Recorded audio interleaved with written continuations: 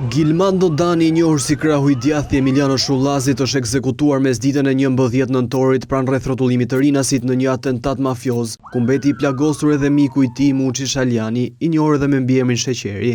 Viktima Gilmando Dani, i cili ishte pasagjer dhe i plagosur i Muçi Shaljani në timonin e makinës, sapo ishin kthyer nga Barcelona, vend ky ku kishin ikur në datën 7 nëntor. Në momentin që ata janë nisur në drejtim të Tiranës me një automjet tip Mercedes-Benz, autorët u kanë dalë para tek rreth rrotullimi i Rinasit dhe kanë qelluar me breshëri Kallashnikovi.